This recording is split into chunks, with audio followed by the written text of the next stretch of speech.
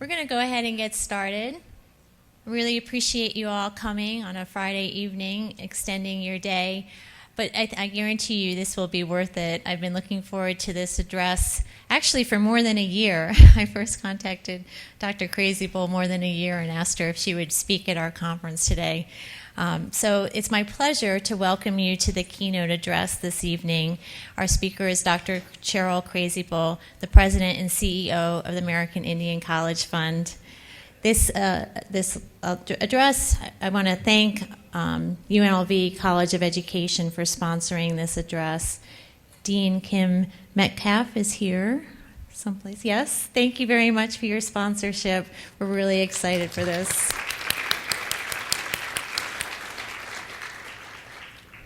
So our speaker, Dr. Cheryl Crazy Bull, has more than 30 years of experience working in education for adults, higher education, and K-12 education with Native American institutions.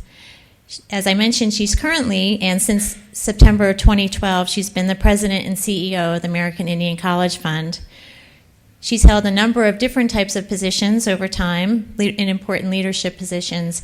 She served as president of Northwest Indian College, a regionally tribally controlled institution located on the Lumi Nation in Washington. She's been superintendent of the St. Francis Indian School, and she served in several teaching and administrative capacities at I hope I'm pronouncing these things correctly, Sinte Glensa University? No, I'm sorry. Perhaps you can correct me during your talk, on her home reservation in South Dakota. She's also held a number of other important leadership positions. So, for example, she served 8 years on the executive committee of the American Indian Higher Education Consortium, including 4 years as chair. She's also served on the boards of the National Museum of the American Indian and the National Congress of American Indians Policy Research Center. As part of her talk, she'll be talking with you about the American Indian College Fund, and it's certainly a very important organization. The College Fund, I believe, serves over 32,000 students attending 34 accredited tribal colleges. And the College Fund has a number of important activities, not only scholarships and other financial aid, which is clearly a very, very important part of the work that they do, but also capital and program support for tribal colleges, cultural and language preservation courses and activities, intellectual capital development at tribal colleges, fellowships for tribal college faculty, and more. Her Lakota name means they depend on her, and reading about Dr. Crazy Bull's biography, it's clear that this is an appropriate name. Just one of her notable accomplishments, she led the launch of the College Fund's $25 million 25th anniversary campaign. She also founded the inaugural office devoted to research and capacity building to study successes of tribal colleges and college students in tribal colleges, and so this is clearly of relevance to us at ASHE. She's received a number of awards for the important works that she does. She's an established writer and speaker. And I just also want to thank you for being a terrific partner. So I took advantage of making this commitment more than a year ago to tap your expertise in lots of different ways. And a number of the really wonderful aspects of this program, I think, recognizing Indigenous people, you've helped us figure out. So I'm very grateful for the time and effort that you've given to us. And thank you so much for being here today.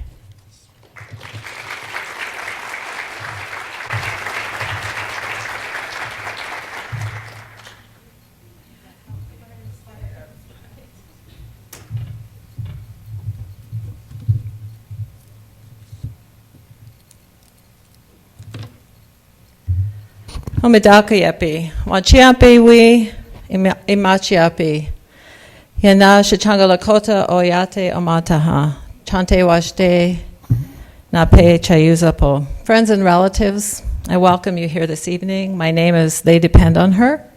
I am Shachanga Lakota from the Rosebud Reservation in South Central South Dakota. I greet you with a good heart and a handshake. I want to say Wopila, or thank you to Laura and to the leadership of ASHE for inviting me to speak.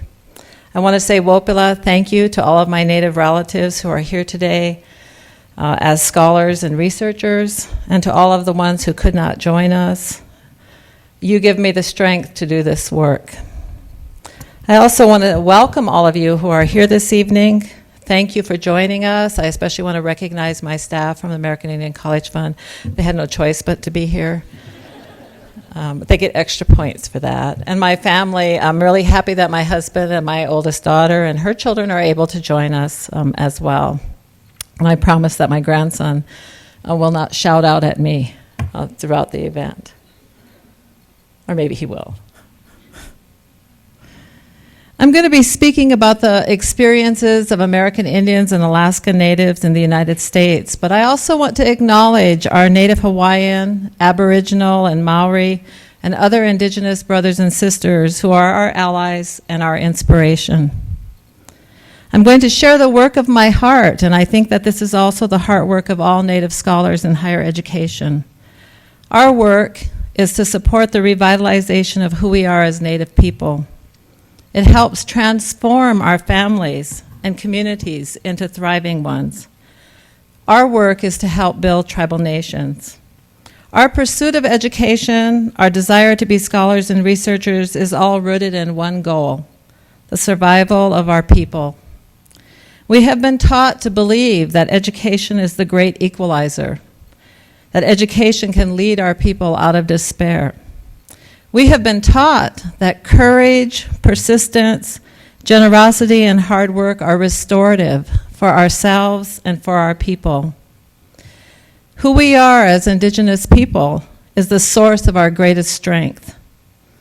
The place that we come from, including this place where we are gathered, is our homelands. Since time immemorial, this is the place where our spirits reside. We know that the words that come out of our mouths in our languages give meaning to our world. The Native scholars who are here today are here because we believe that we not only have to do this work with our own diligence and intention, but we have to have allies in the broader higher education community.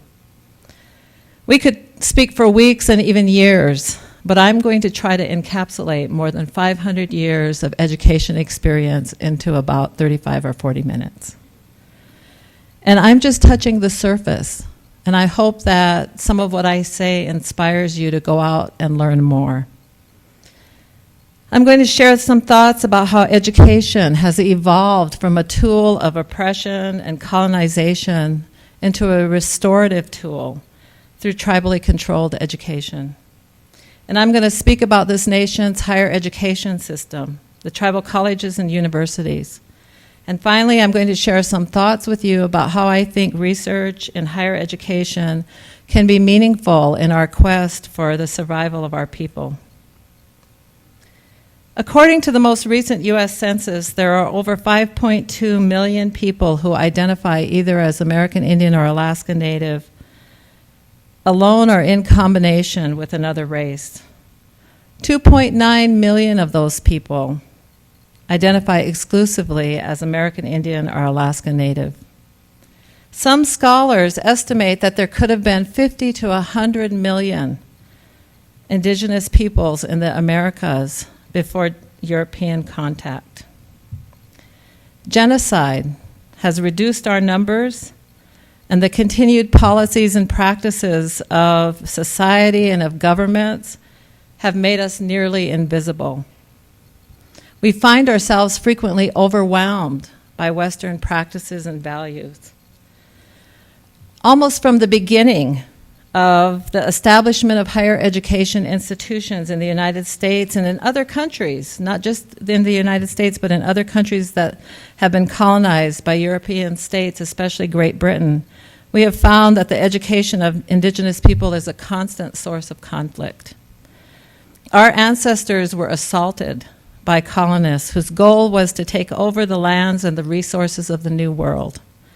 This assault took many forms, and education was one of them.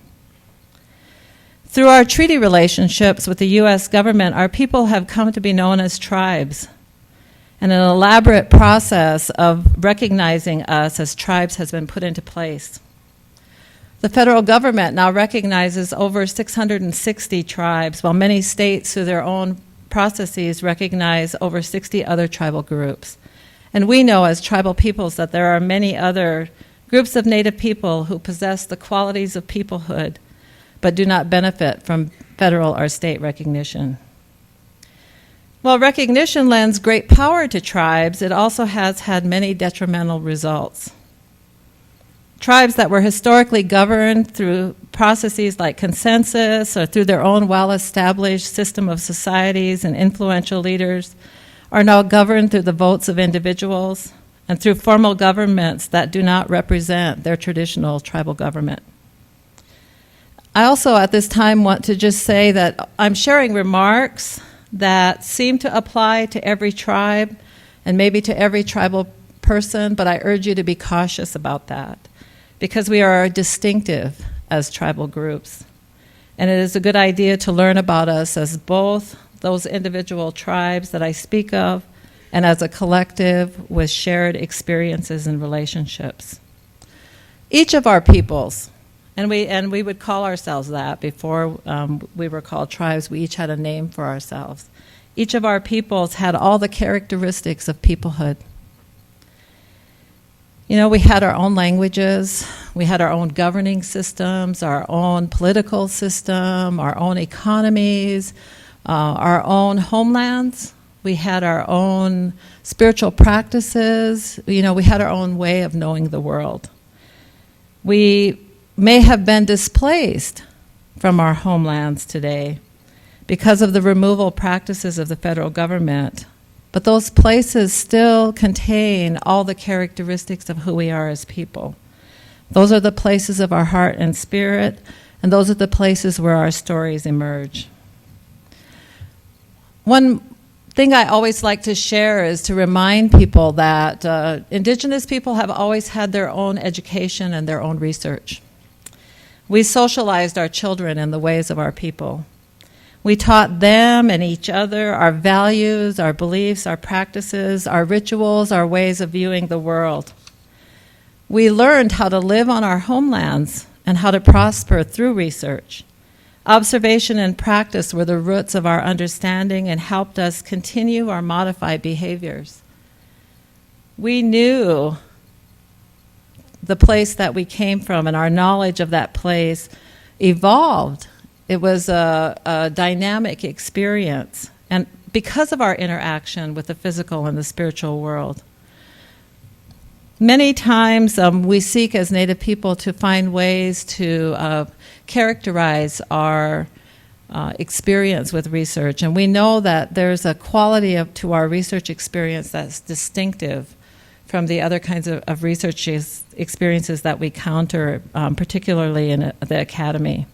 So I want to share the descriptions that Marlene Brandt Castellano, who is a Mohawk scholar, a First Nations scholar, the way she described our Indigenous knowledge as coming from three sources, because I think this is a pretty succinct way of describing our difference. One, we have traditional knowledge that is handed down through generations and which describes the history and the experience of our people and is intended to reinforce our knowledge and our beliefs. Another source of knowledge is empirical knowledge, of course, the knowledge that we gain by observation, and something that distinguishes us from many others. Another source of our knowledge is revealed knowledge that comes from spiritual experiences such as dreams and visions. Scientific methods of Western research are deeply embedded in higher education. We all know this. So finding a place for the uniquely Indigenous view of the world that Native scholars have and that Native institutions look to is a challenge. And it's part of the challenge that we face here tonight. I want to speak real briefly to some foundational issues that I think inform any discussion about higher education. For all of us to be fully informed, we have to know the roots of higher education in the United States. You know, higher education in this country emerged at a time when European colonists were seeking knowledge and resources that would ensure their dominance over the New World. The first higher education institutions in this country often had the civilization of savages of the New World as part of their charter. This desire to educate, particularly men, Native men and boys, was deeply embedded in the early intentions and was used as a tool by the founders of many of the institutions probably represented here today.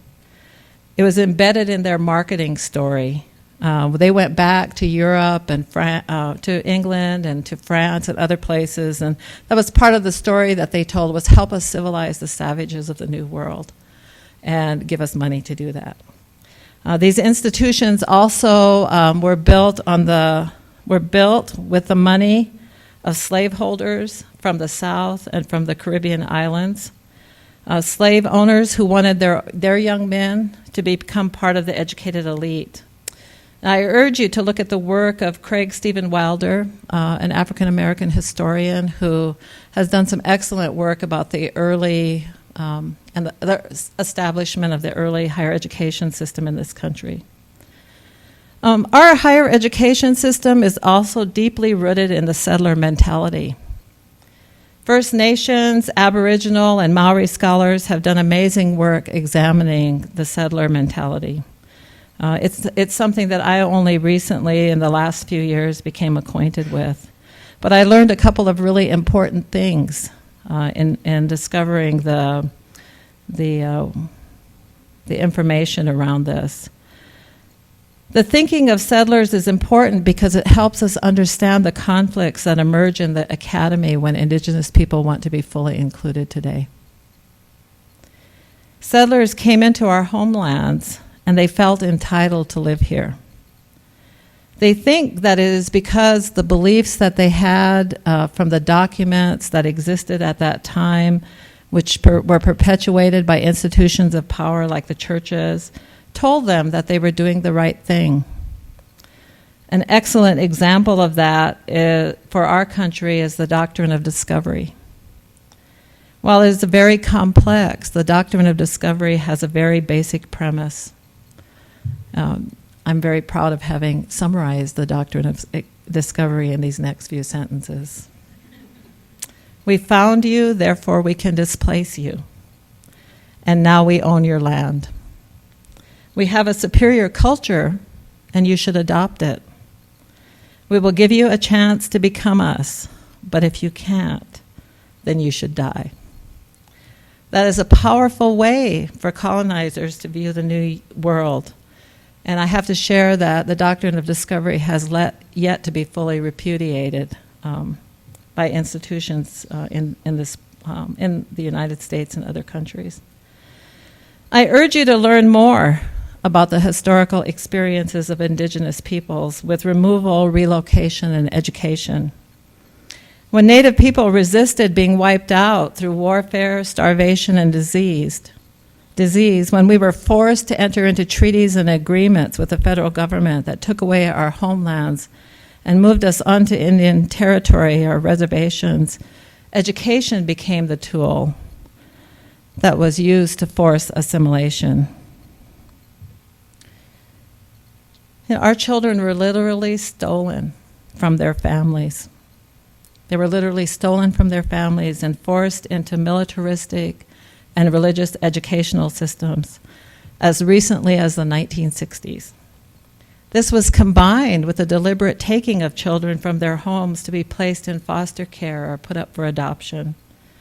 So I want you to take a moment to think about what that means. You know, even though I've reached the grandmother age, this is in my lifetime.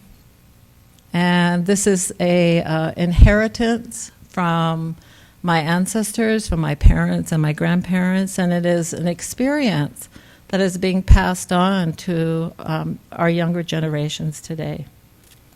So the people of my generation, we were deprived of kinship, family, our tribal, spiritual, and community life. We were deprived of place and all the things that inform who we are.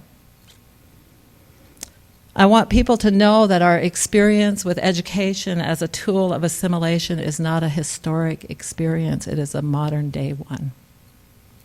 Education has incredible power. We know perhaps better than any group in this country, the power of education to rewrite history, the power of education to subjugate a people to what is perceived as superior knowledge by those in power. It can change your narrative. And when you have a changed narrative, then suddenly you view the world differently. It's something that we should all guard against, that changed narrative. We should protect the true narrative of the society that we live in. Our people experience this kind of subjugation of who they are and this revisionist history for hundreds of years, but it kind of had a renewed intensity from the mid-1800s until today. So there's a lot of history in there, but I'm going to skip ahead to the 1950s and the early 70s. That was a time of great social turmoil in the United States. And at that time, we saw emerging in tribal communities across the nation pockets of Indian activism. A renaissance was forming. Many people are familiar with the American Indian movement, which really occurred at the same time as the development of tribally controlled education. So these things all emerged hand in hand. Native people, we captured the spirit of the times. We're very good at that. We were very good at realizing that here was an opportunity. And we used the commitment that was occurring in waves during the Great Society days. The commitment to economic reform and social justice, we used it as a path and as a tool to revitalize our own native lives. That movement reached many, many tribal communities, reservation, rural, and urban communities. You know, I was real happy to hear John Mhula say last night, he talked about the Indian Religious Freedom Act. During that time, there were other important legislation passed. The Indian Self-Determination and Education Assistance Act and the Indian Child Welfare Act were critical to the sovereign and independent actions of tribal peoples. So if you look at the history of tribal peoples, the Supreme Court has defined us as dependents of the U.S. government, but to us that is not true. To us, we are sovereign, and any relationship that we have with the federal government is because of treaties. We are often thought of as a marginalized race of people, but in reality, we are all nations of people with inherent rights that are given to us by the Creator. Treaties, all they did really was cause us to give up some of our inherent rights in exchange for what we call the trust relationship between us and the United States. And that trust relationship includes the support of education. So one of the most remarkable and transformative accomplishments of that period of time by tribal peoples was the establishment of tribal colleges and universities and the founding of the tribally controlled education movement. I want to acknowledge at this time that I'm discussing tribal colleges and universities, that I have spent my whole career in tribally controlled education. It's what I know best. But we have many Indigenous studies programs, tribal liaisons, Native student support resources at other institutions, at many mainstream research institutions, predominantly white institutions and other institutions, and nearly all of the scholars who are active in ASHE come from those institutions.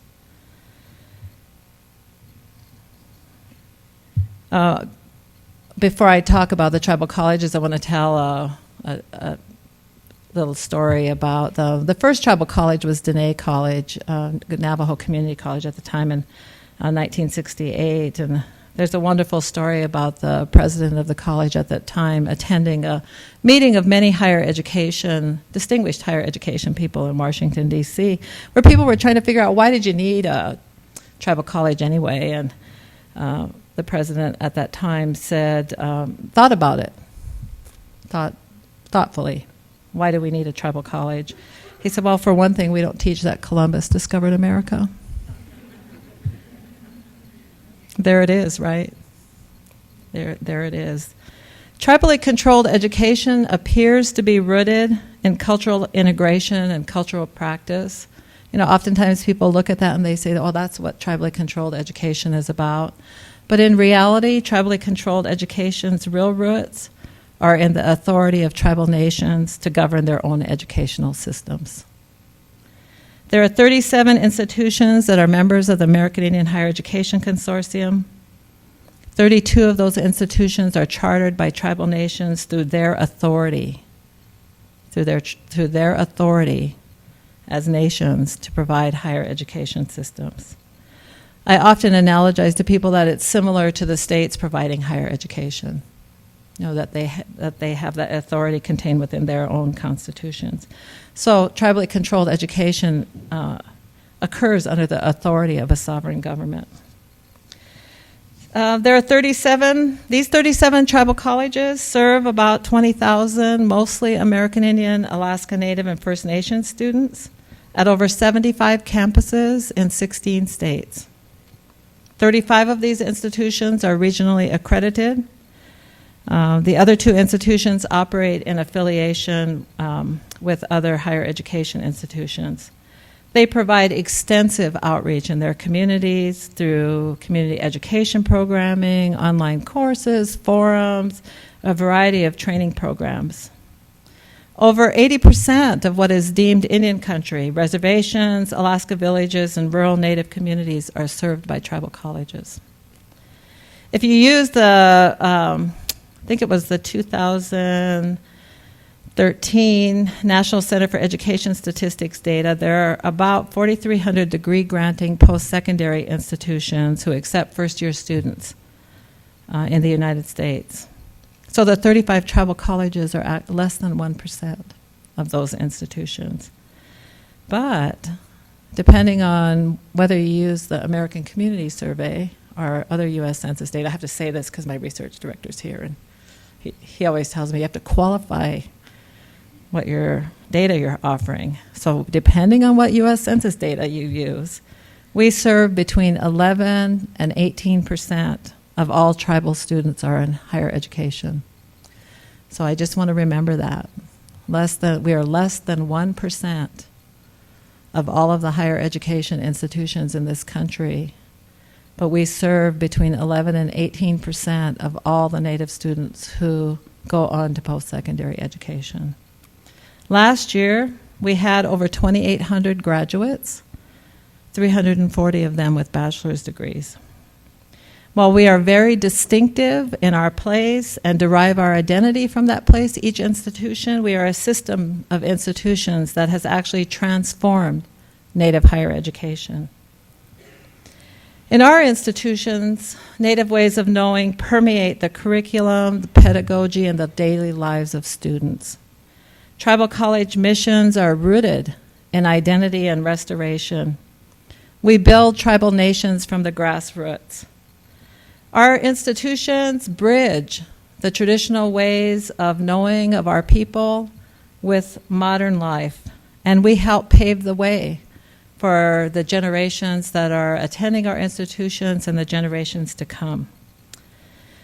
Our identity as institutions is irrevocably linked to the reservation experience and to the removal of our people from their homelands. So if you go to tribal colleges and you see that restorative experience, you remember that it comes out of a history of displacement and relocation. Tribal colleges are both community identified and community engaged. They impact all aspects of the communities that they exist in, the social, economic, and political climates of those communities are influenced by the tribal colleges. And the tribal colleges are catalysts. They're transformative. They foster economic growth. They develop the tribal knowledge base. At St. Glasgow University, where I worked, we in some ways took traditional knowledge and created new knowledge. So we studied the star knowledge of the Lakota people and created curriculum materials to go with that, and found star maps and things that had not been available before. So our purpose as tribal colleges is not just to educate individuals, but to lift up our communities through the strengths and resources that have always been ours. We are definitely not deficit models. We are strength-based models. I'm always careful that I don't want to romanticize our people.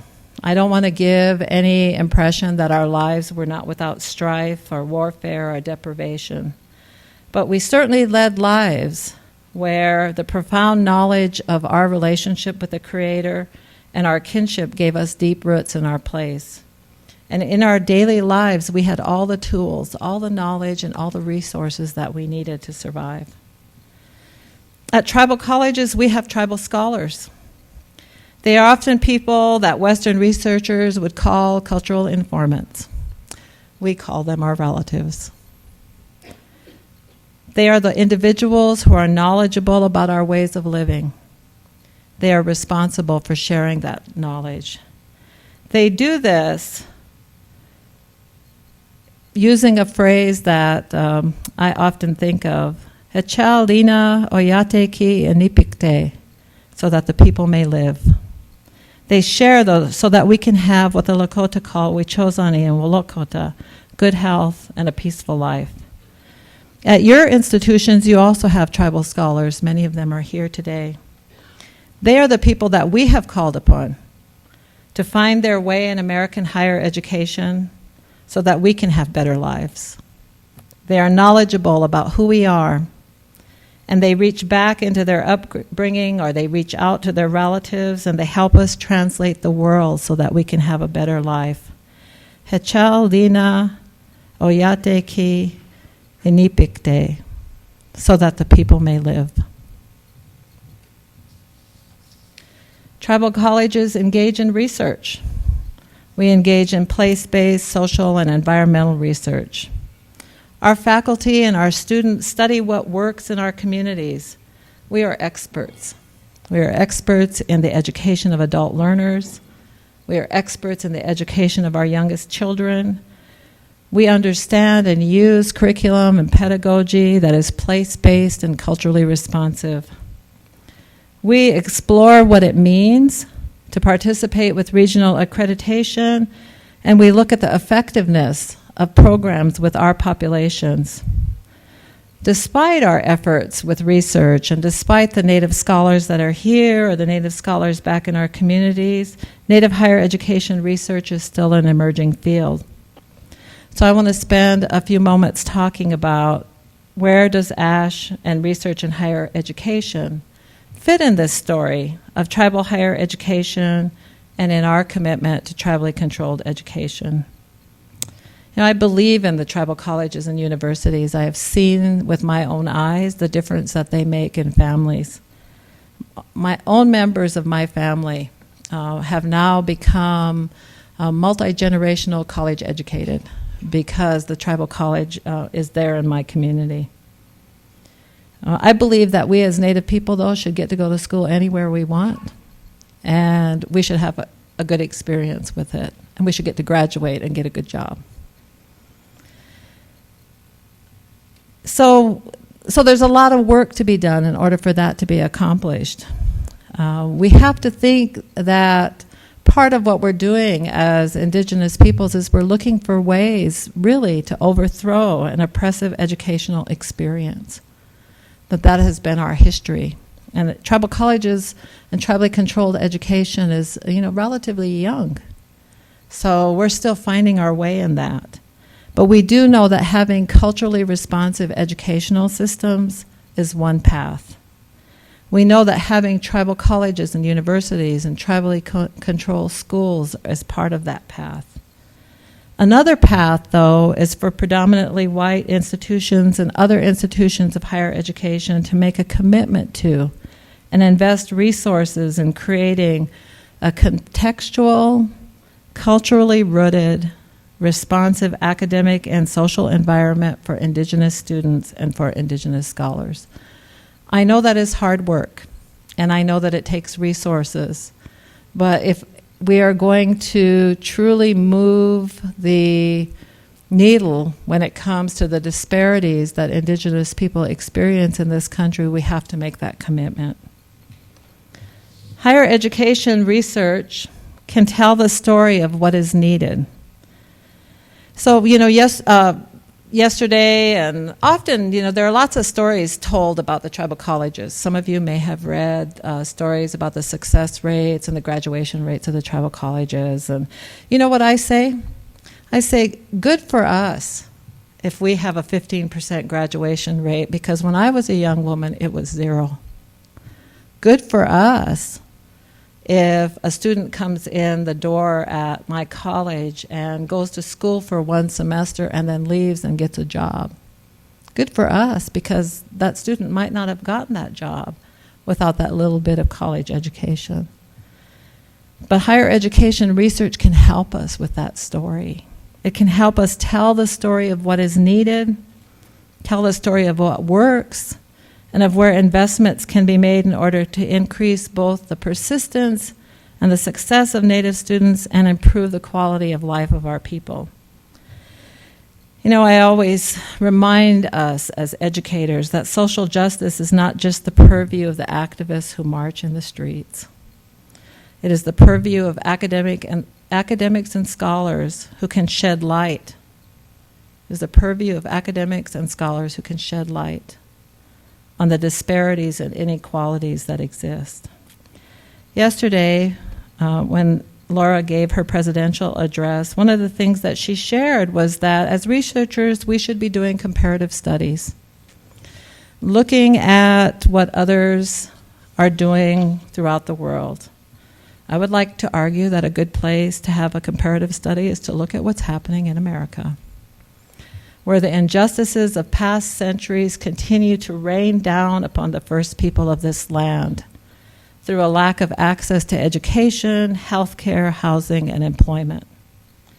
But you, as researchers and scholars, you can help us tell that story. You can be our allies so that we can have that restorative experience that we believe education is supposed to provide us. And I don't think it's a one-sided relationship. We are also your allies. Last night I was able to attend the 45th anniversary event of the Native American Rights Fund. John Emahula, invited you to their powwow, reminder about that's tomorrow across the street at the convention center. But they were speaking about some of the current issues that they're dealing with. And 3 of them came to mind as I was preparing this. Climate change, voting rights, and the rights of children. We share those. We share a desire to have students be successful with their post-secondary education. We share a desire to have students leave the halls of our institutions and go out into the world with the skills and abilities to prosper in the communities that they move into. We share a desire to build leaders and to have justice. So it isn't a one-way, give us your alliance and your support. Allow us to bring the knowledge and the talents and the abilities that we have to be your allies as well. So right now, only about 13% of American Indians and Alaska Natives have a college degree compared to the national average of 26%. So at my organization, the American Indian College Fund, we strive to increase access and persistence by providing resources to tribal college students through scholarships and support services and to tribal colleges so that they can build their capacity to serve their communities. We also consider ourselves to be allies with our sister colleges and universities throughout the nation who also strive to increase their Native student enrollment and improve the success rate of those students. And we are committed to research. The tribal colleges have a research agenda. That research agenda is focused on the success of our students and of our institutions.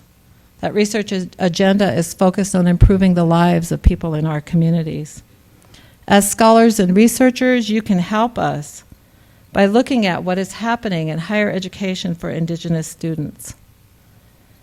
You can make sure that we're not invisible. You can make sure that we're included in studies and in data reports.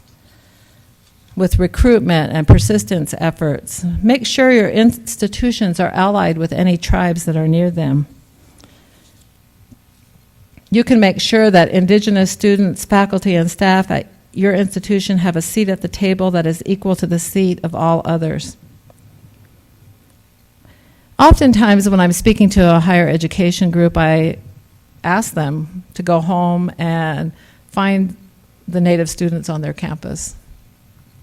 One time I was at a convening where Native students told me that they thought that the president of their institution knew more about the international students on their campus than they did about their own First Nation students.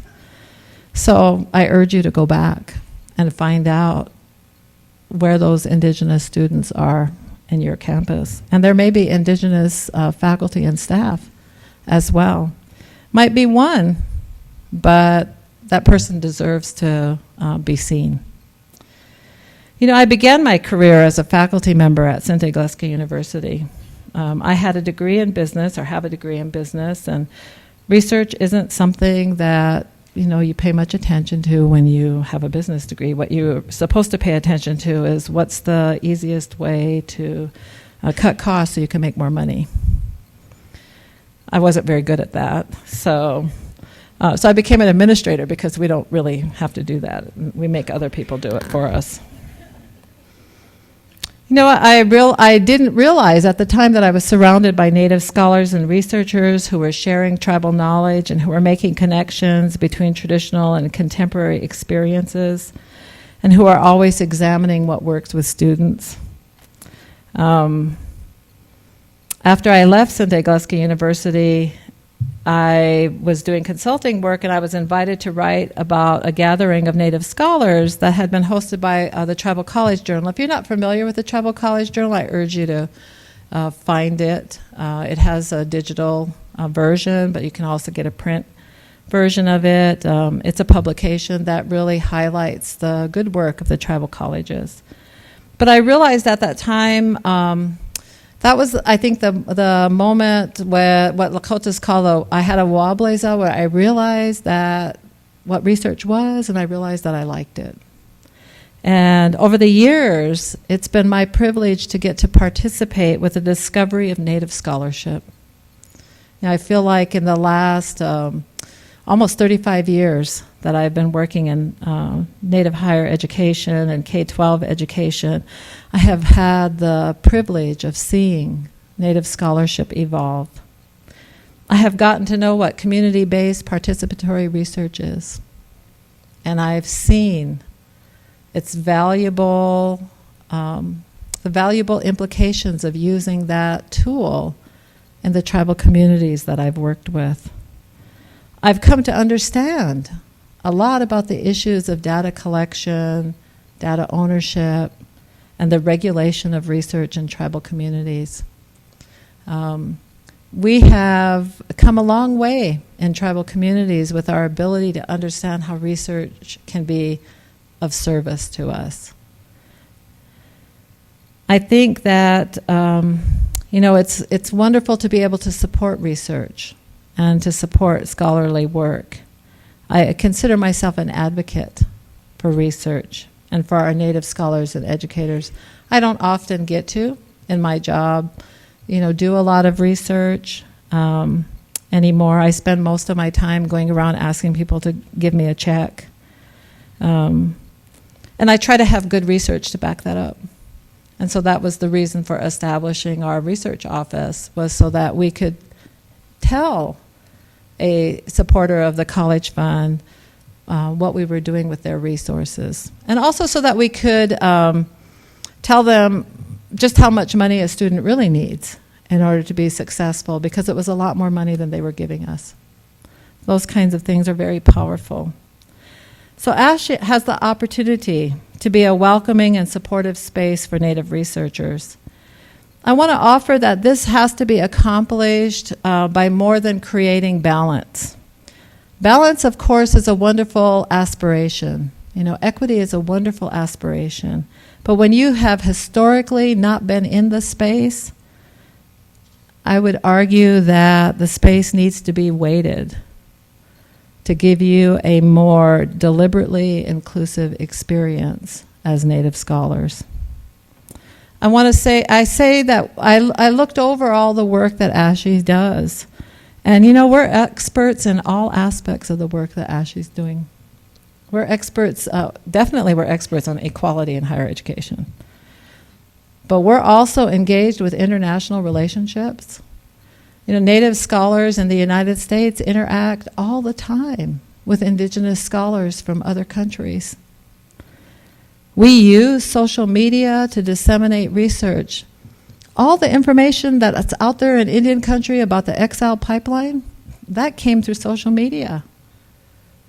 We use research to inform policy. If you study the work of the National Indian Education Association or the American Indian Higher Education Consortium or even the College Fund, you will see that we use research to inform the policies of our organizations.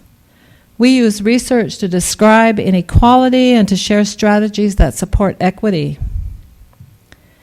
We use research to affirm both who we are as Indigenous people, but also to affirm whatever other religious, gender, sexual orientation, racial, or ability identity that we may have.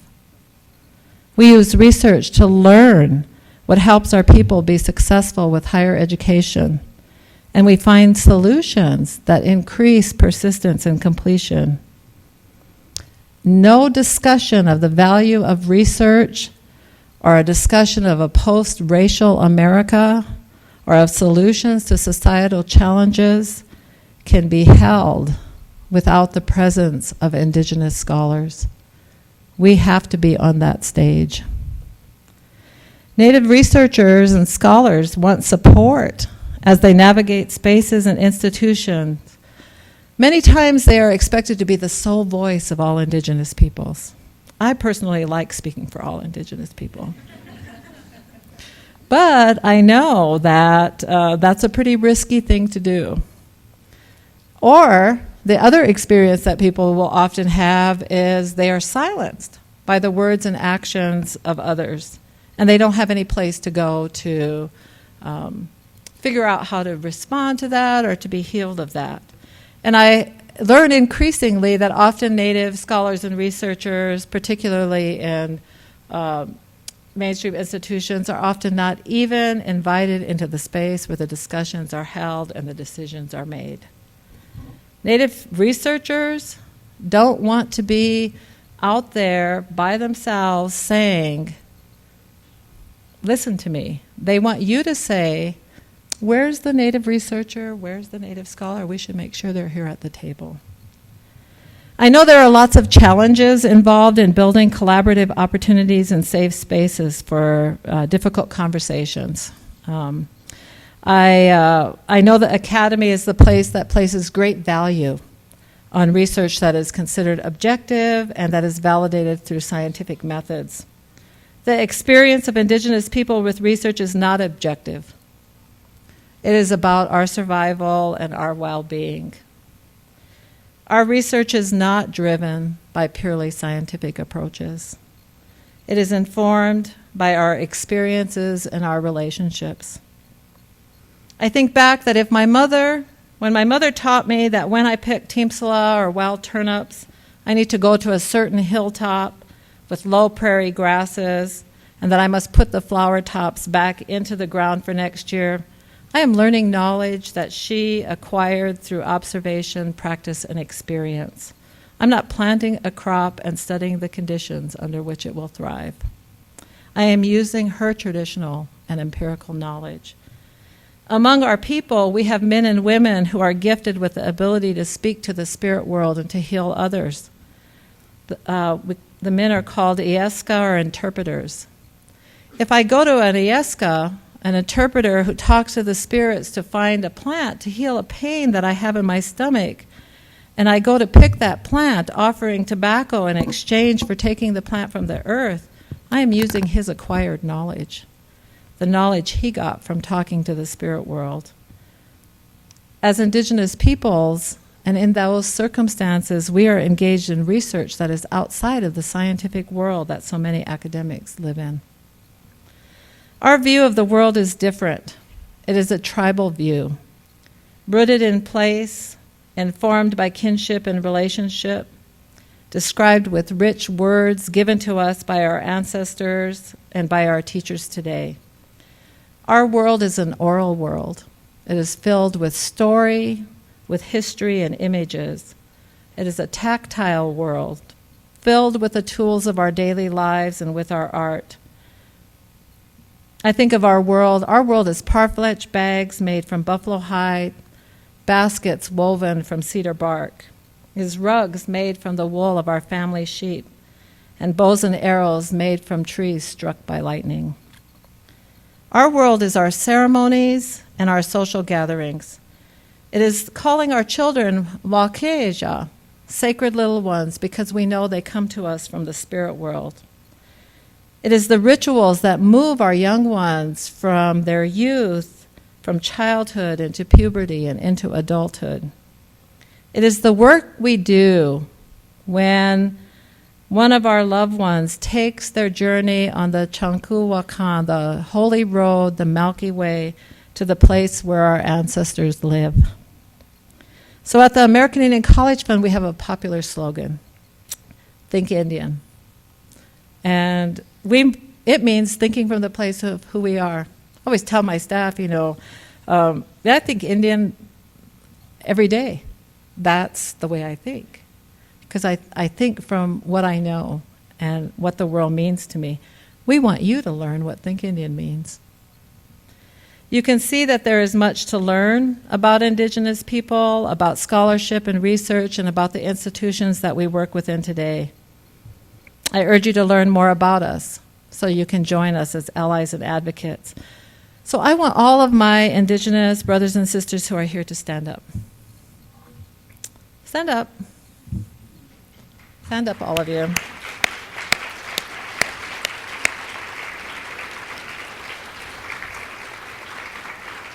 Stay standing. Yesterday I heard one of our Dene sisters say that she is informed by a teaching of her family that when a child is born, he or she is on the path to be a grandfather or a grandmother. She is thinking about and practicing what it means for her to be on the path to be a grandmother. She is on the path for what the Lakota call a wanunkchala, an old woman who is a revered person in our society. A wanunkchala epitomizes our commitment to the generations to come. She epitomizes our teaching that what we do today influences the lives of 7 generations to come. That is our native way, and we do not take that lightly. As you stand there, I am reminded of the words, I often think of these words of my Lakchi, my uncle, the late Leo Chasing in Timber. He was a very respected Iyapaha, a speaker among our people.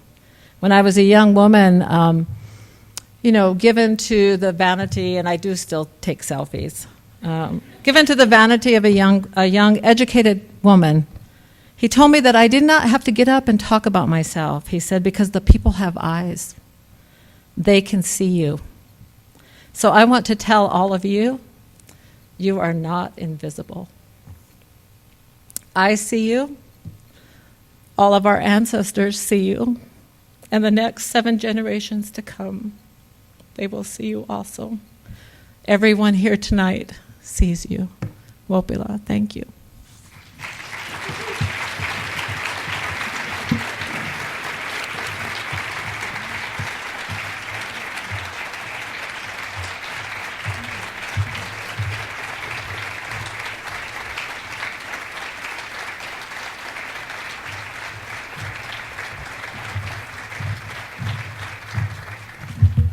I was going to sing, but then I got too emotional, so. On behalf of the Indigenizing ASHE, it's really important for us to gift. It's part of, I think, all of our cultures. So we have some gifts for you. Oh, And thank you. You want to have, thank you very much. Thank you. This is from the Onondaga Nation School. K-8 on the Onondaga Nation. Good. My sister-in-law is Onondaga. Nice, huh? Yeah. Good, thank you. Wopila. There we go.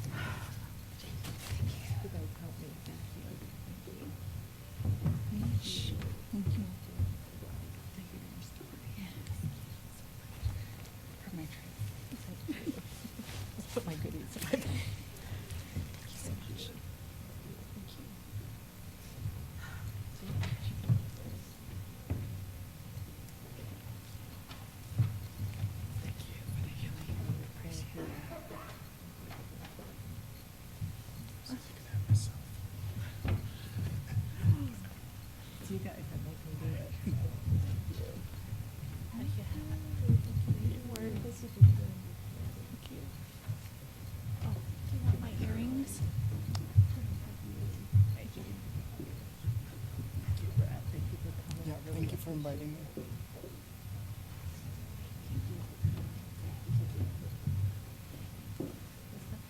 Thank you for telling our story. Ala hula punai kia hia ala kai halo mai na ku maka I kai o ko ko lau he anela la ho ia o we. O ke ia me o ka hila ho ino ai.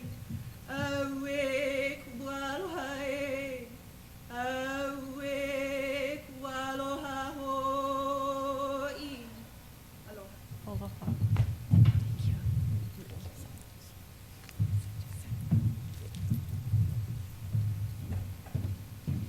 Wopila, thank you.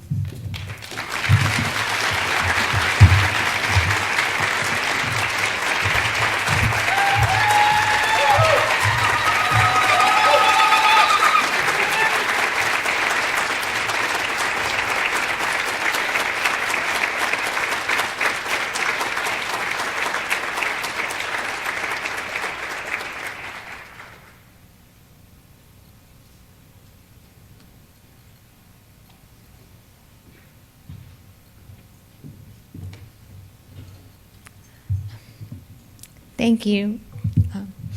It's an incredibly moving address and an incredibly important message for us to hear. Thank you for sharing with us, and thank you all for being part of this important occasion for us to have the opportunity to interact with you. It's been an honor. Thank you, and thank you for coming.